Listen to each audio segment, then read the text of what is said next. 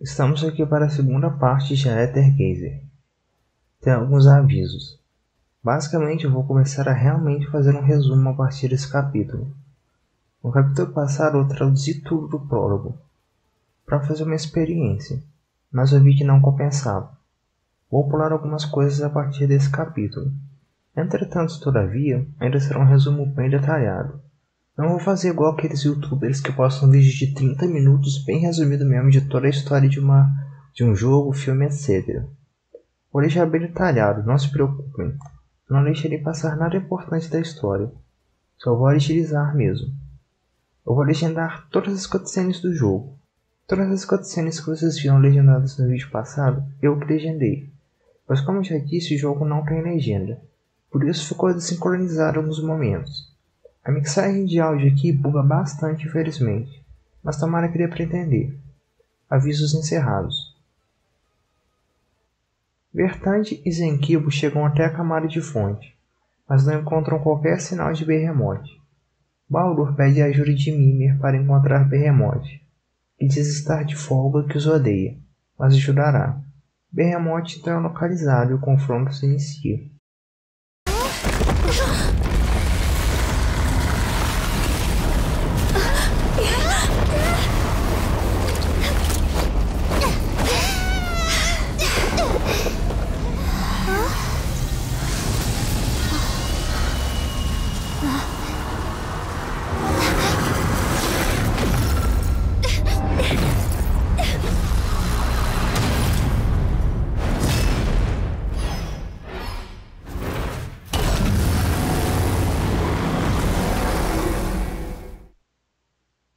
Vertante, Zenkibo e Poseidon conseguem derrotar Behemoth.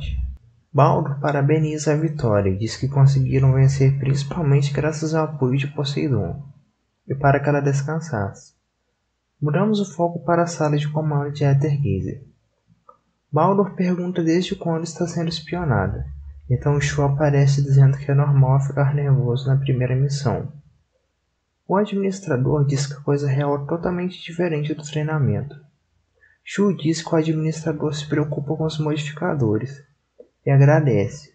No entanto, diz que os modificadores sentem dor e tristeza, têm alegrias e sofrimentos. Porém, a diferença entre os modificadores e pessoas normais não está apenas no fato de que os modificadores têm poderes sobrenaturais, e sim que são programas de detecção que possuem emoções semelhantes às de humanos, mas isso é apenas para counterar a invasão de Visbens. Muitos modificadores existem há centenas de anos, mas não envelheceram sequer um dia desde que despertaram seus poderes. Muitos já tentaram conviver com a sociedade humana, mas as diferenças básicas simplesmente são muito grandes. No fundo, o que importa para os modificadores é a tarefa da Gaia de eliminar os Visbens. Em uma das salas de treinamento de Aethergazer, uma garota de cabelos prateados treinava arduamente, ultrapassando todos os limites e ignorando os avisos do sistema Meteor, que diziam que caso continuasse sua saúde estaria em risco. Seu nome era Holdur. No entanto, a missão é abortada, pois Baldur aparece, sua irmã mais velha. Holdur pergunta se a batalha acabou e Baldur diz que sim. Holdur pergunta como foi a luta e Baldur diz que houveram presas, mas o resultado não foi ruim. Holdur diz que são boas notícias. Baldur pergunta por que Holdur estava machucada.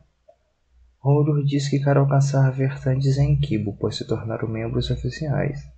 Baldur diz que Holdur não precisa se forçar a lutar, pois o trabalho da papelaria é igualmente importante ao combate.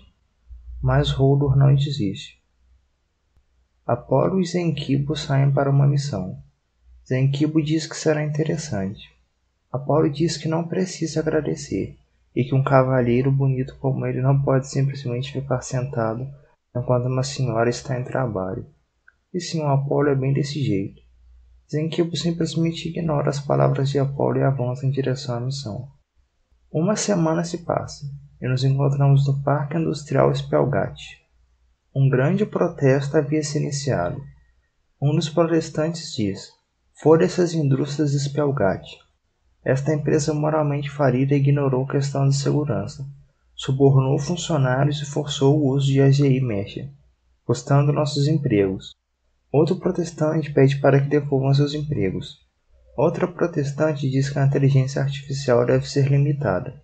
Oley aparece, reclamando que Eugênio está se gabando, enquanto os deixa para lidar com a multidão. Oley diz que bastava um tiro para o alto e todos calariam a boca. O soldado de segurança diz que Ethan disse para não chamar atenção. Oley diz que sabe, mas está puto da vida. Então Sobek surge enlouquecido, dizendo que a multidão é barulhenta, se eles querem morrer ou alguma coisa assim. Um dos protestantes pergunta quem diabos é esse cara e diz que ele é realmente assustador. Oley pergunta o que diabos Sobek está fazendo ali, e que se ele está lá, então quem está vigiando o portão da fábrica? Sobek responde que ninguém. Disseram que Oley precisava de ajuda e ele veio. Oley então se irrita. O foco muda para Eugênio, que estava sendo entrevistado. A repórter diz que o recém-desenvolvido AGI Mecha será capaz de substituir mais da metade dos empregos no mundo, e se essa informação é verdadeira. Eugênio diz que mais estudos são necessários para ter certeza. Eugênio diz que seu Mecha serve apenas para liberar o trabalho comum do mundano, dando às pessoas mais tempo para gastar em coisas significativas. O foco muda novamente para Apollo e Zenkibo. Zenkibo diz que achava que algo grande estava acontecendo, mas se trata somente de um protesto comum. Apollo diz que essas pessoas são energéticas demais e bagunçaram seu cabelo. A conversa continua. Enquanto isso, uma das repórteres tenta encostar em um dos mechas AGI, que simplesmente fica fora de controle. Apollo intercede e salva a repórter, pedindo para que ela vá embora. Oley fica furioso com Sobek e diz que nada disso teria acontecido se ele não tivesse saído de sua posição. O guarda de segurança informa a Oley que um dos AGI Mecha fugiu da fábrica. O soldado diz que haviam 2 pessoas suspeitas por perto. Oley manda que ele pare-os. Então Apollo e Zenkibo lutam contra os guardas de segurança.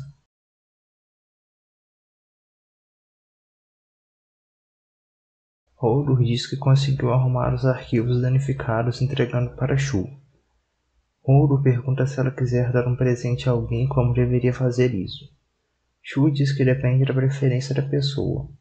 Baldur também aparece e diz por que Holdur está fugindo dela. Shu diz que provavelmente Baldur a aborreceu recentemente. O assunto muda e Baldur diz que Apollo e Zenkibo retornaram.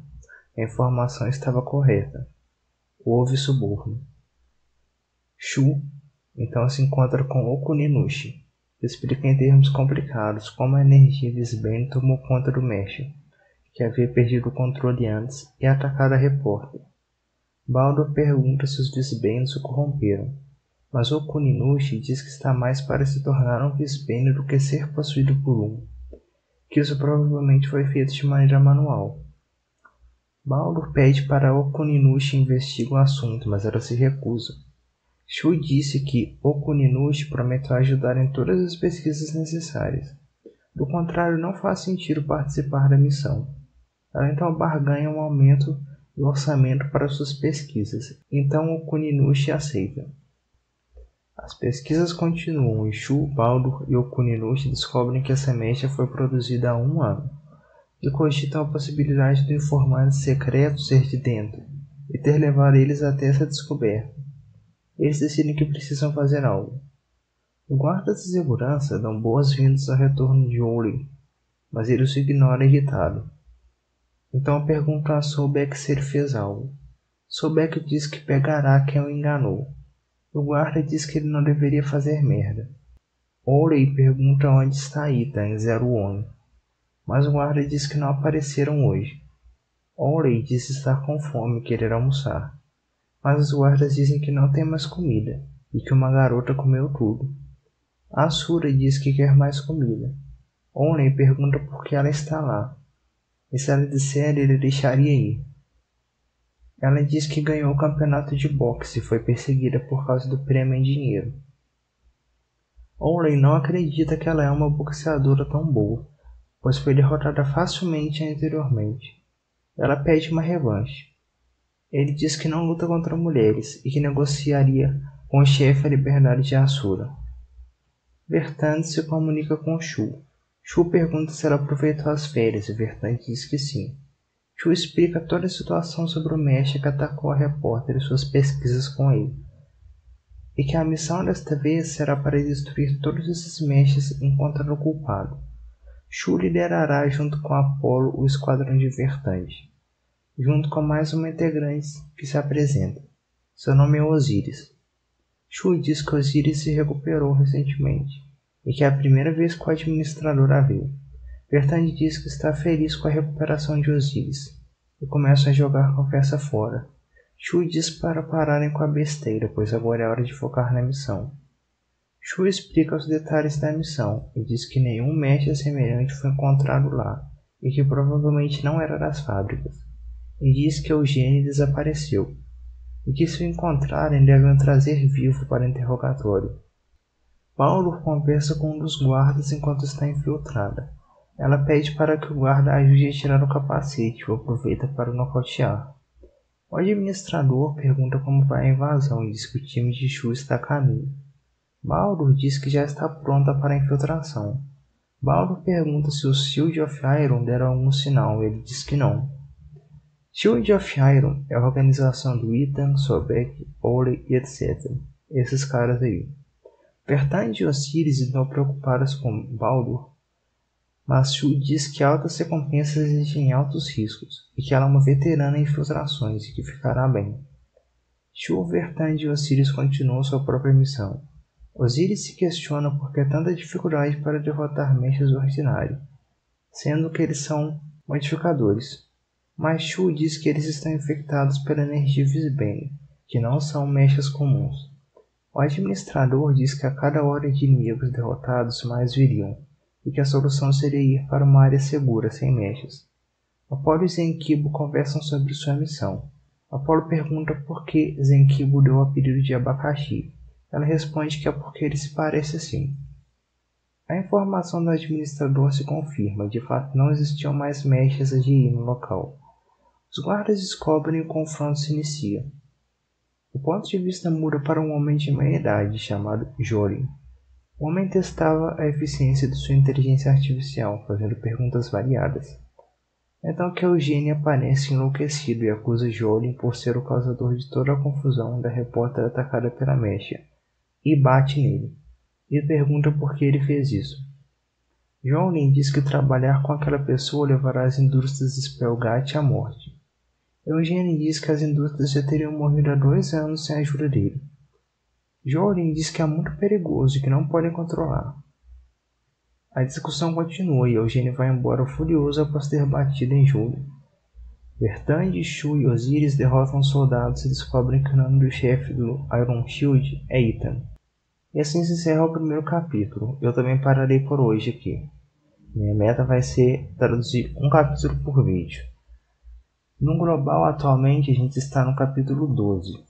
Então, dariam aí 12 vídeos. É isso.